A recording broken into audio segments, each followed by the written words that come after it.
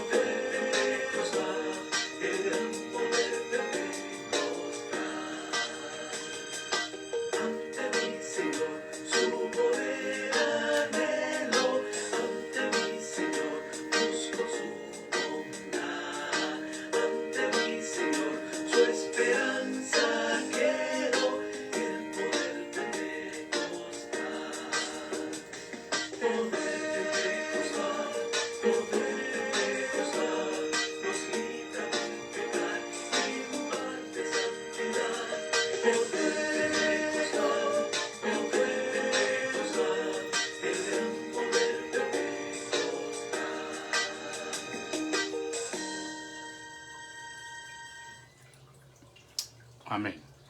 El gran poder pentecostal. En esta noche nos toca continuar con el estudio que estábamos teniendo en Mateo 23, donde hablábamos de Jesús como un hombre que no tuvo pelos en la lengua. Es decir, un hombre que expuso la palabra de Dios con toda claridad y sin temor alguno, en el momento en que fue necesario hacerlo. Y en esta noche, continuando con este estudio, nos vamos a Mateo 23, a partir del versículo 13.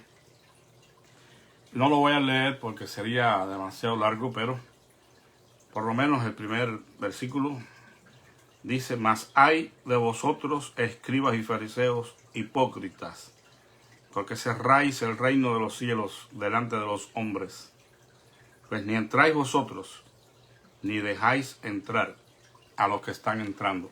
Y bueno, he titulado a esta parte Los ayes de Jesús sobre los escribas y fariseos.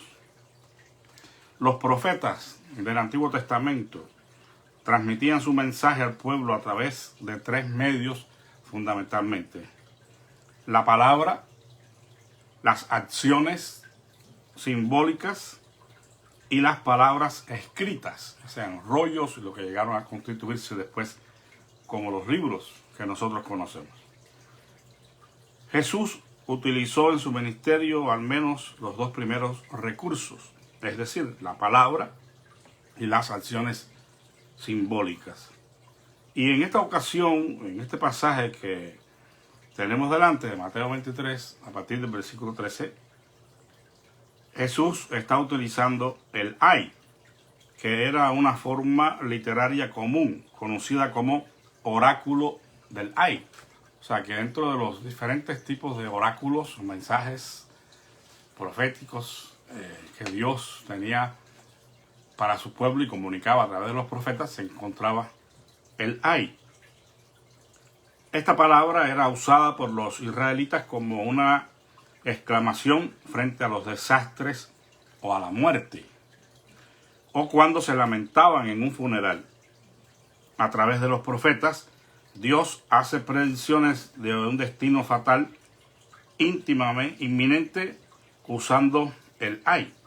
Los oráculos de ayes contienen en forma explícita o implícita tres elementos que caracterizan a estos, la forma de estos oráculos. Primero, el anuncio de una desgracia, o sea, la palabra ay, o sea, comenzaban así, anunciando una desgracia, anunciando un juicio inminente que venía, y ese juicio era motivo de una exclamación como esta, de advertencia y también de lamento, en cierto modo, porque Dios se lamentaba por la condición de su pueblo y el tener que enviar el juicio, ¿no?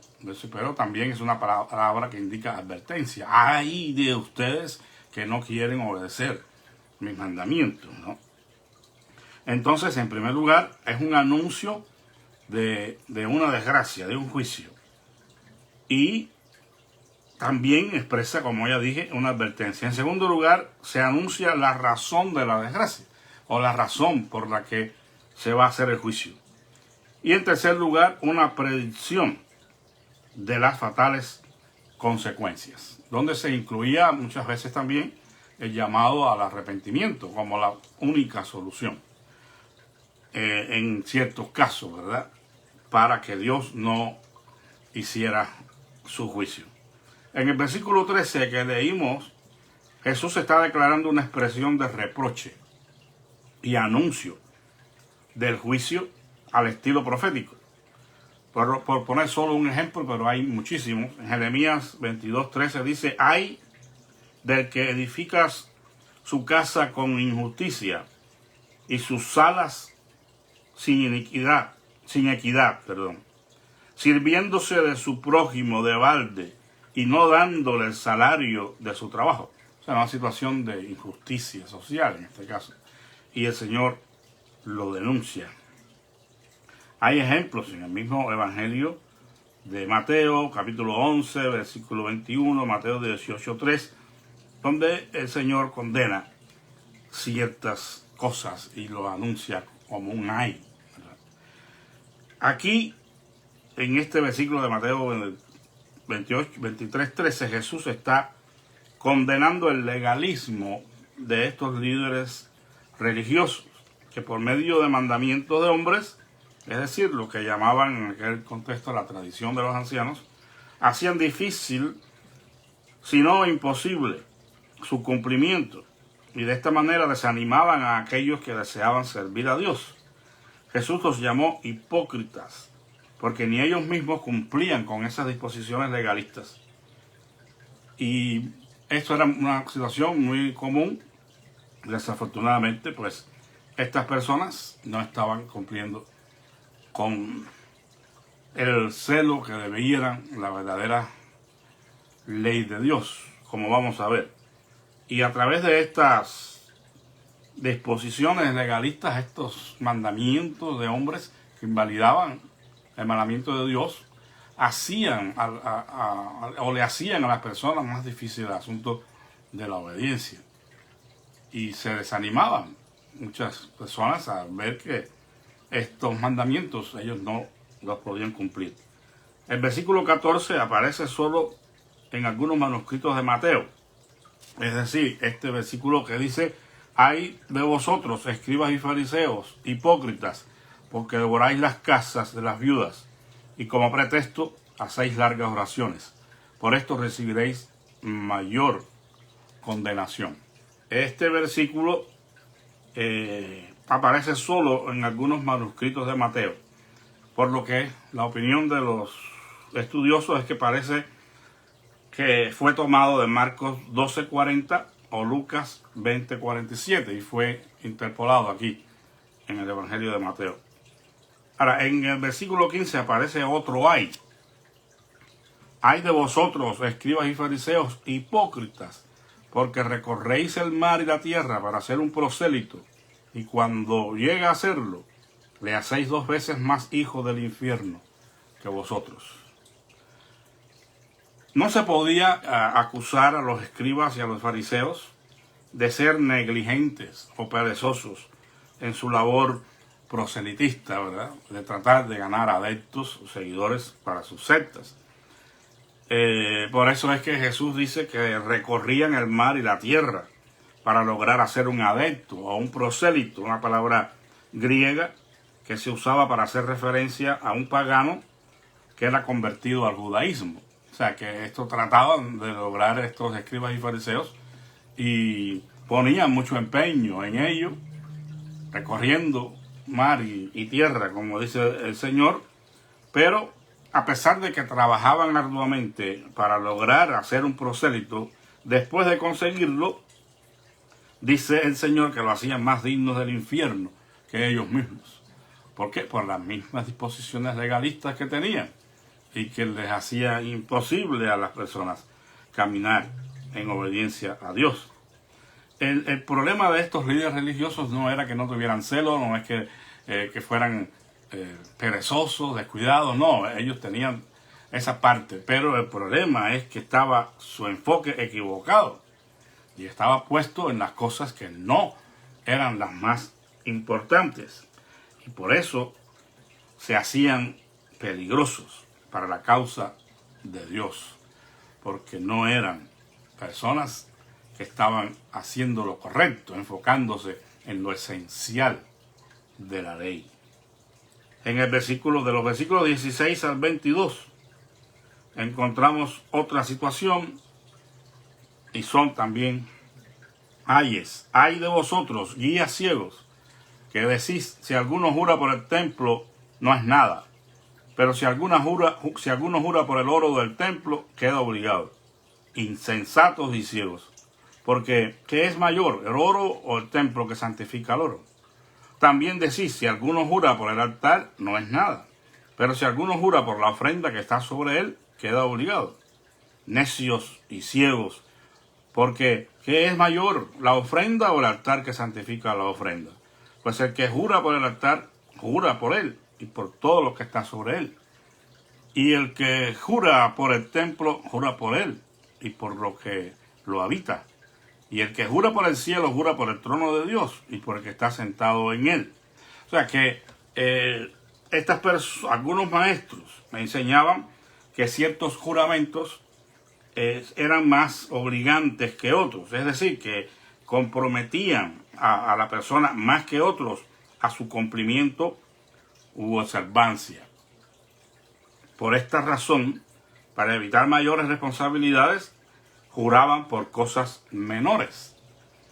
Y bueno, era una enseñanza completamente equivocada, porque evidentemente pues el Señor está refutándola, ¿no? Ellos enseñaban que jurar por el templo, el altar y el cielo no los comprometía tanto, o no los obligaba tanto, como si juraban por el oro del templo, la ofrenda del altar o Dios. Sí, y en este caso ellos tendrían menos compromiso, menos obligación.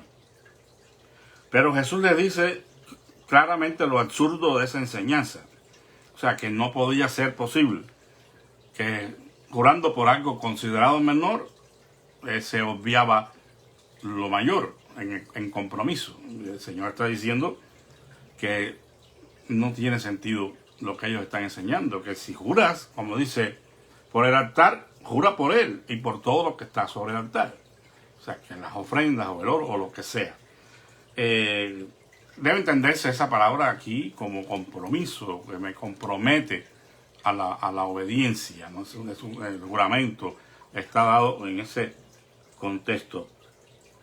Y el Señor le está enseñando a estas personas que toda persona debe ser siempre tan fiel a su palabra que no tenga necesidad de jurar, que debería bastar decir sí o no. Vemos en Mateo 5, versículo 35, que habla acerca de esta situación. No juréis ni por el Padre, ni por el cielo, ni nada.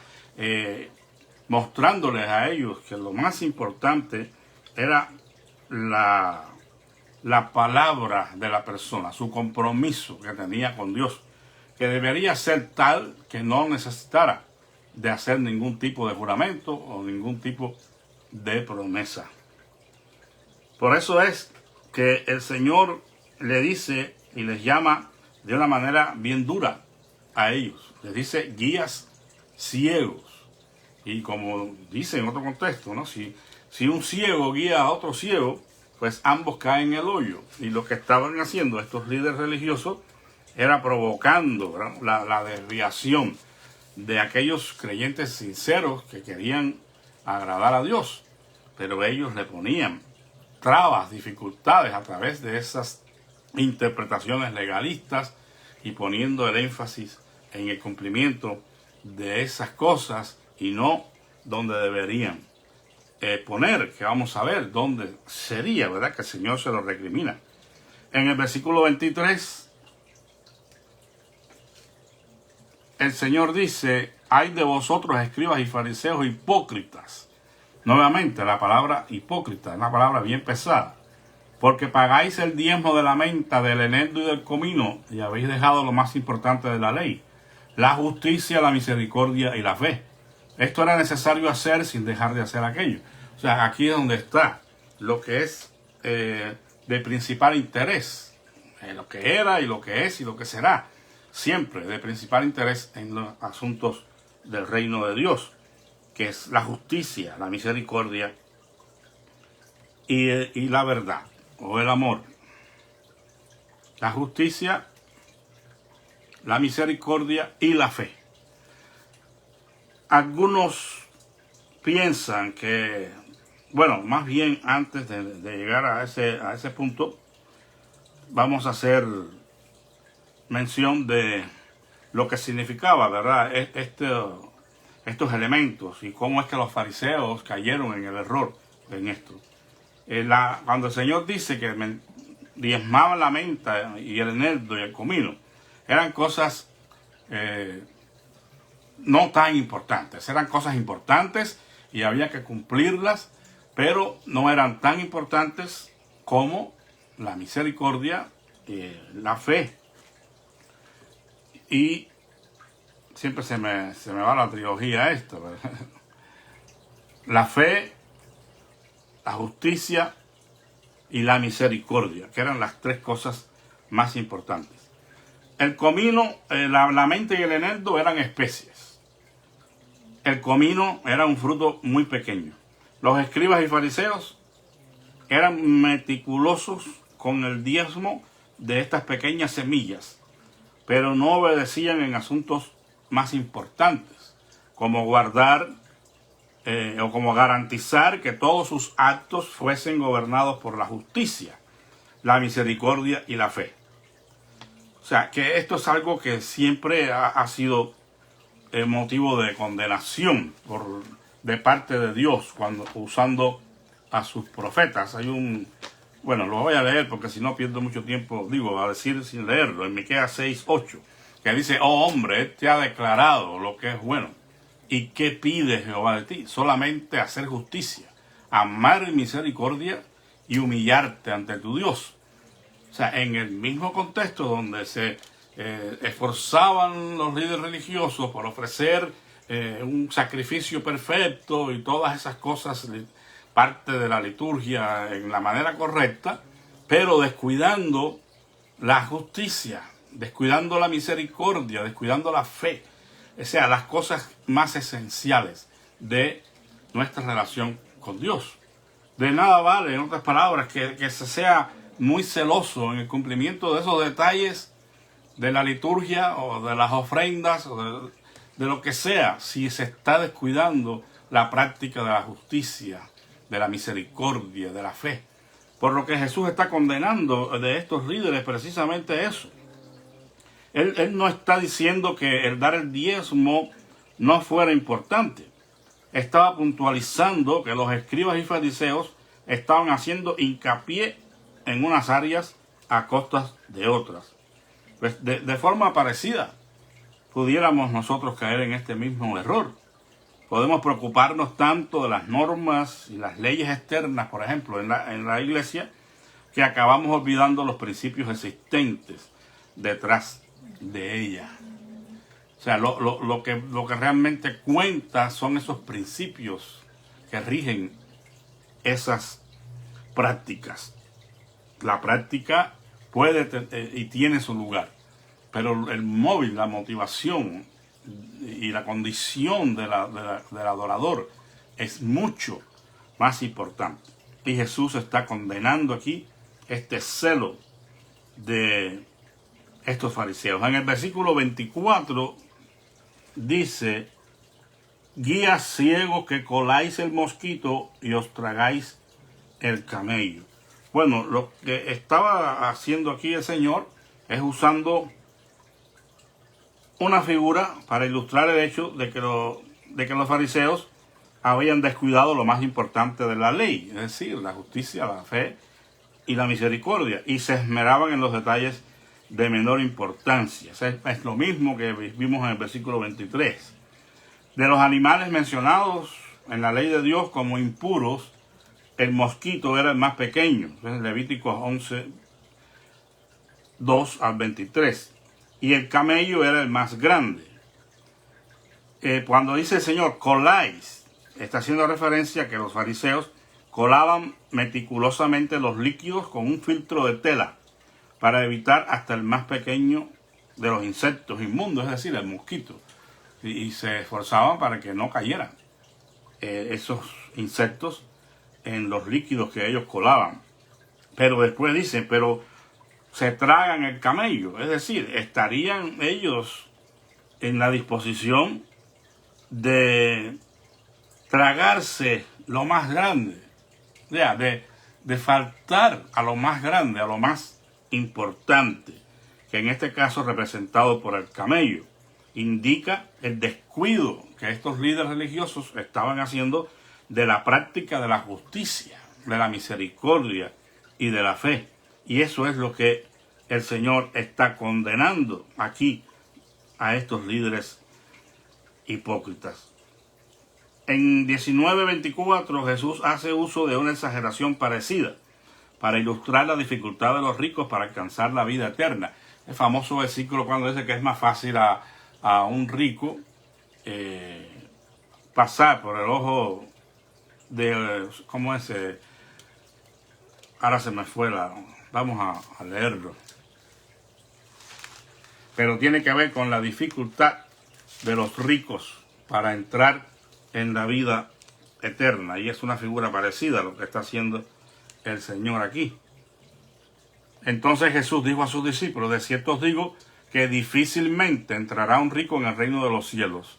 Otra vez os digo que es más fácil que un camello pase por el ojo de una aguja que un rico entre en el reino de Dios. O sea, son exageraciones, unas hipérboles que el Señor está usando para ilustrar, ¿verdad?, lo que realmente era la condición de estos líderes religiosos. Estaban muy preocupados por los pequeños detalles de colar los líquidos y que un mosquito no entre, pero por otra parte estaban tragándose el camello porque estaban descuidando la práctica de la justicia, de la misericordia y de la fe, que son elementos esenciales en nuestra relación con Dios.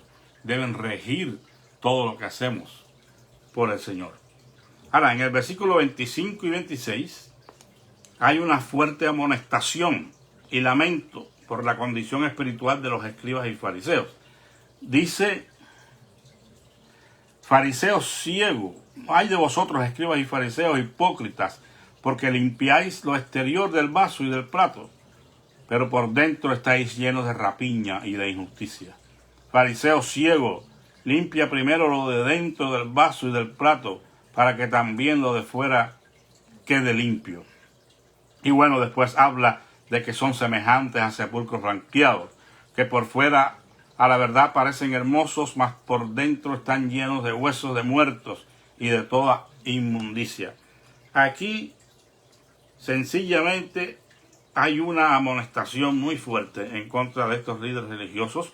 Son acusados de hipócritas, porque ellos ofrecían,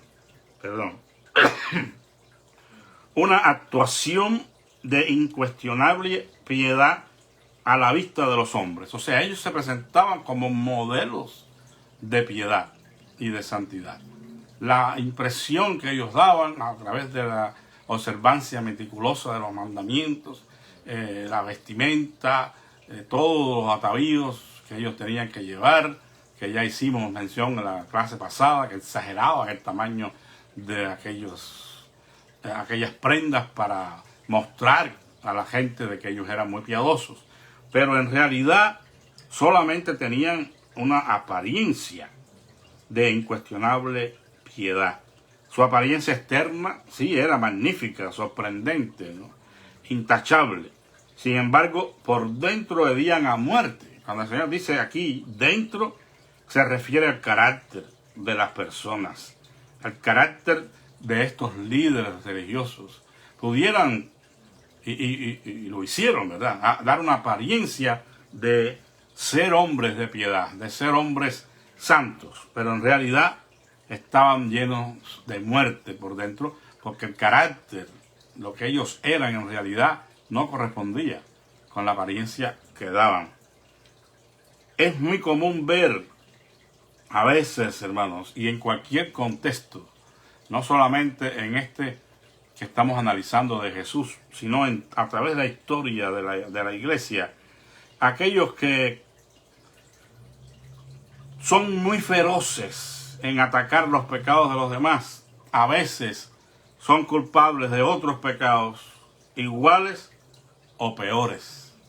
Versículos 27 y 28 lo está diciendo. Así también vosotros, dice, por fuera a la verdad parecéis justos a los hombres, pero por dentro estáis llenos de hipocresía e iniquidad.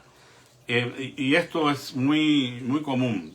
Cuando usted ve a alguien que decimos en Cuba, que la agarra, ¿verdad?, con algo y está denunciando y está poniendo mucho empeño en tal cosa, es porque quizás esa sea su debilidad. Y muchas veces encontramos a ciertas personas, ciertos líderes, que se enfocan demasiado criticando los pecados de otros, y a veces ellos están practicando los mismos pecados o peores pecados que ellos. No estoy diciendo que no se deba condenar el pecado. Eso es una cosa que todos tenemos claro. Tenemos que predicar el Evangelio de Cristo, y el Evangelio de Cristo llama al arrepentimiento de los pecados y a la confianza en Dios.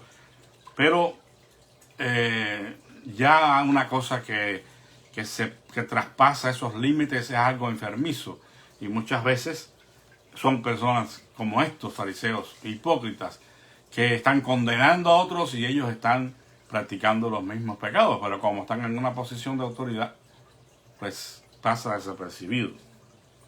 En el versículo 29 a 32, que se hace alusión aquí, dice: ay de vosotros, escribas y fariseos hipócritas, porque edificáis los sepulcros de los profetas y adornáis los monumentos de los justos. Y decís: si hubiésemos vivido en los días de nuestros padres, no habríamos sido sus cómplices en la sangre de los profetas. Así que dais testimonio contra vosotros mismos de que sois hijos de los que mataron a los profetas. Vosotros también colmad la medida de vuestros padres. Bueno, lo que quiere el Señor decir aquí, primero pues vamos a hacer a nombrar algo que tiene que ver con la arqueología. O sea, los estudios arqueológicos indican que fue precisamente cerca del tiempo de Jesús que se comenzaron a construir en Israel estos monumentos funerarios para honrar a los profetas. Y bueno, aunque las palabras de estos líderes religiosos ante los monumentos de los profetas suenan a nuestros oídos como positivas, porque dice, bueno, si nosotros hubiéramos vivido en el tiempo que vivieron estos profetas, no hubiéramos sido participantes de su muerte. Bueno, suena lindo, suena bien, pero por otra parte, ellos están haciendo un reconocimiento. Ellos eran parientes, eran hijos, por así decir, ¿no?, de aquellos que hicieron y cometieron estos actos en contra de los profetas. Ellos eran parte de ellos en el sentido de que son sus descendientes, ¿no?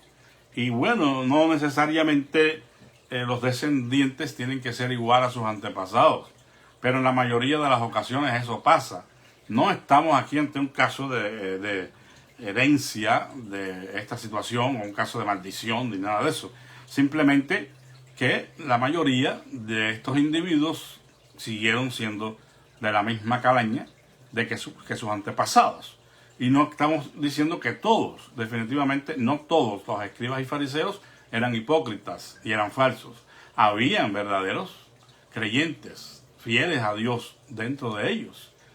Solamente que se hace el enfoque, ¿verdad?, sobre aquellos que estaban caminando fuera de la voluntad de Dios. Aquí, en este caso, aunque las palabras parecen las correctas, Jesús les dice: colmen la medida de vuestros padres. Es decir, terminen de hacer pues lo que sus antepasados comenzaron, según dice la versión popular. Y en otra versión del Nuevo Testamento dice: terminad pues de completar la medida de la culpabilidad de vuestros padres.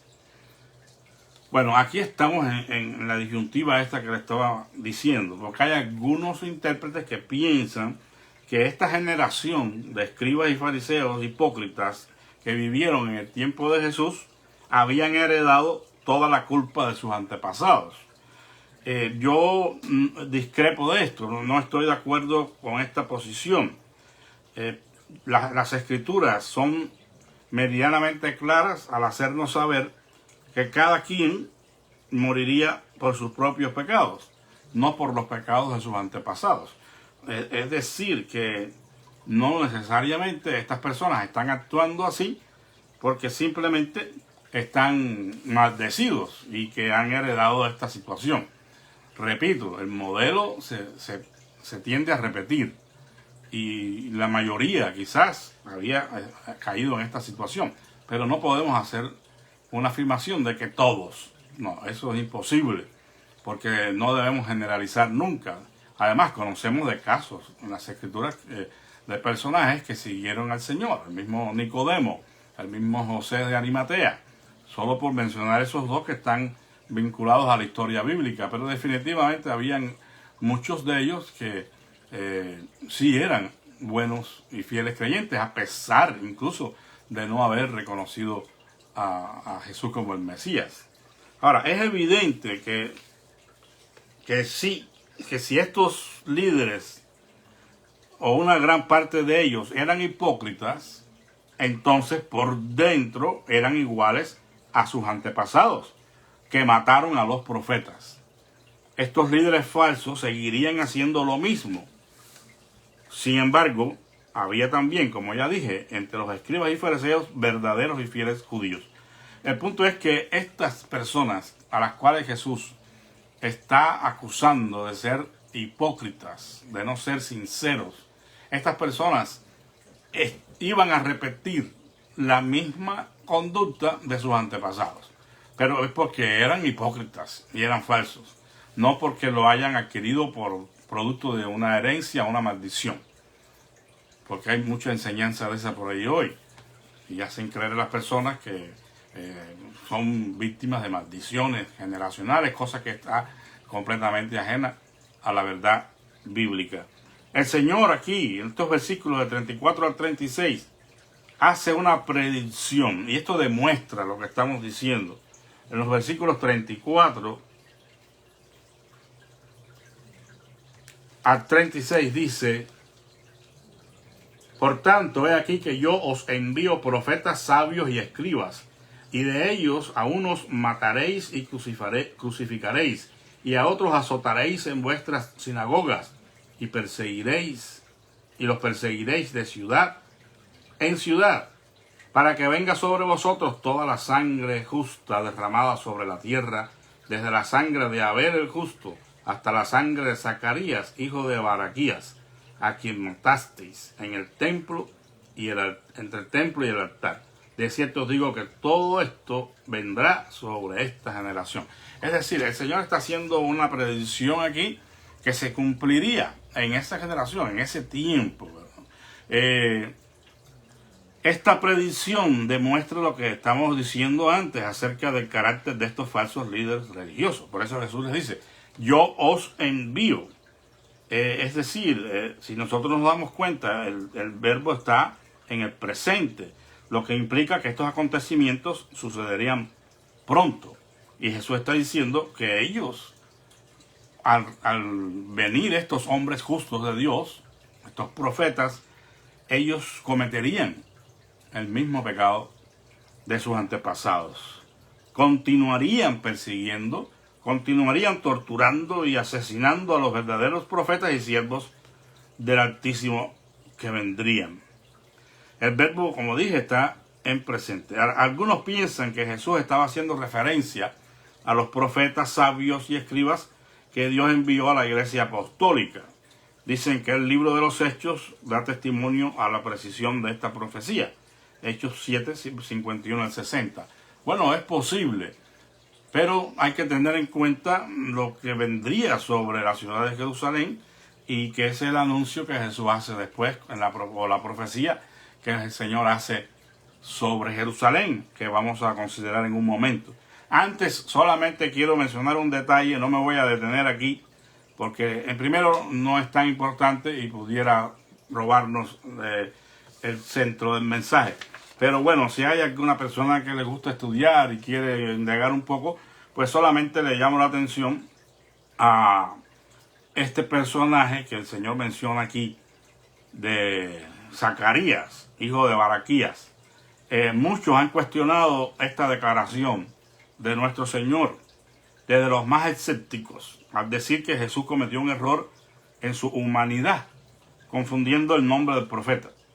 Hasta otros que atribuyen esta declaración al error de un copista, diciendo que confundió el nombre Berequías de Zacarías 1:1 con Joiada en 2 de Crónicas 24:20, y que de hecho Jesús estaría hablando del hijo del sumo sacerdote. Zacarías, que fue apedreado por mandato de Joás, rey de Judá, en la corte del templo, en 2 de Crónicas 24:21. O sea, resumiendo aquí esta parte, es que la mayoría de los intérpretes consideran que Jesús está hablando de este Zacarías, mencionado en 2 de Crónicas 24:20, que efectivamente murió en las condiciones que dice aquí. Pero hay un problema, porque allí se dice que es hijo de Joiada, y en Zacarías 1:1, al hacer referencia al profeta Zacarías, dice que es hijo de Berequías. De hecho, en algunas versiones, como esta que yo tengo, menciona Baraquías, no Berequías, y ahí algunos dicen, bueno, ya ahí se demuestra de que no estaba haciendo referencia al profeta Zacarías, sino a alguien más. Y bueno, así muchos opinan y creen diferentes cosas, pero en realidad lo importante aquí es que Abel, que menciona aquí el versículo, fue la primera persona asesinada en el Antiguo Testamento, Génesis 4:8, y Zacarías fue la última, si es este Zacarías de 2 de Crónicas 24, del 20 al 22, es decir, el hijo de Joiada. Este es el último libro del canon hebreo, por lo que se está diciendo, o Jesús está diciendo, que desde el principio de las Escrituras hasta el final, los verdaderos seguidores de Dios habían recibido este trato, que es la enseñanza fundamental, ¿verdad? No perdamos de vista esto, que es lo más importante. O sea, el Señor está diciendo que desde el principio de la Escritura hasta el fin, considerando que el 2 libro de Crónicas fue el último libro del canon hebreo, los fieles seguidores de Dios han sufrido lo mismo, han tenido la misma suerte, siempre han sido perseguidos, siempre han sido azotados, siempre han sido asesinados. Es decir, que no hay nada nuevo aquí. Ahora, cuando dice hijo de Berequías, 2 de Crónicas 24:20, se dice que Zacarías, como ya dije, era hijo de Joiada. Y es menos probable, aunque posible, que el padre de Zacarías tuviese dos nombres, por ejemplo, o también que se le llamara por el nombre del abuelo, que era muy común entre los judíos. Por eso es que quiero solamente traer a colación la nota que tiene o hace, o la observación que hace Adam Clarke, un comentarista bíblico, que me pareció particularmente interesante. Él dice, obsérvese que, número 1, los nombres y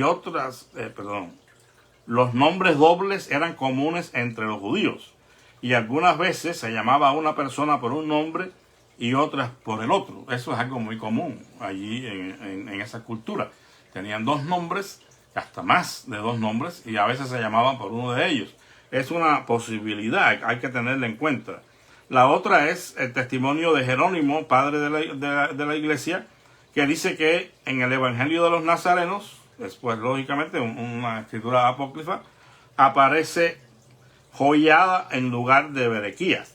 O sea, en vez del nombre de Joiada, aparece en lugar de Berequías.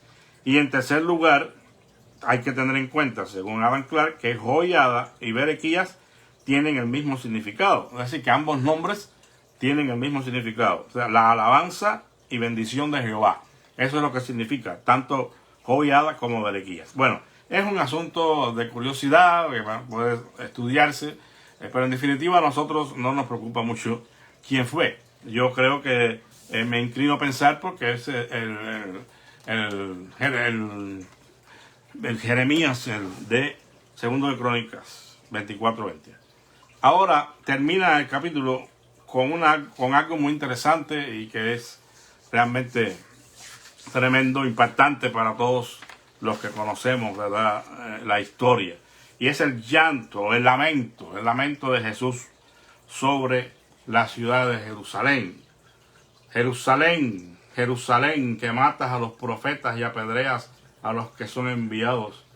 ¿Cuántas veces quise juntar tus hijos como la gallina junta sus polluelos debajo de las alas, y no quisiste? He aquí vuestra casa os es dejada desierta, porque os digo que desde ahora no me veréis más, hasta que digáis, bendito el que viene en el nombre del Señor. Aquí hay una palabra muy triste. Jesús está llorando sobre la ciudad de Jerusalén simplemente porque ellos no habían entendido el tiempo de la visitación de Dios, no habían entendido el plan redentor de Dios y lo que significó para ellos tener al Mesías en su generación. Habían sido ciegos, desatendidos a esta realidad, y eso el Señor lo lamenta. Por eso hace uso del nombre Jerusalén, Jerusalén, 2 veces.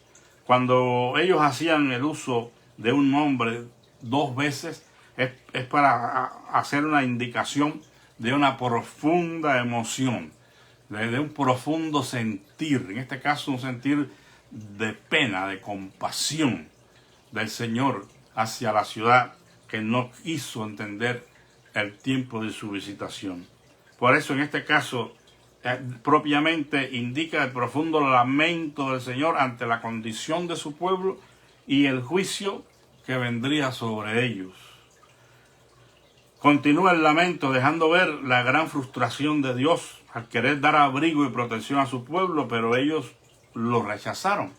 Por eso es que usa la figura de la gallina y le dice cuántas veces, ilustrando esto, los numerosos intentos del Señor de tener misericordia de su pueblo, de ir adelante con el plan de redención, pero ellos no quisieron.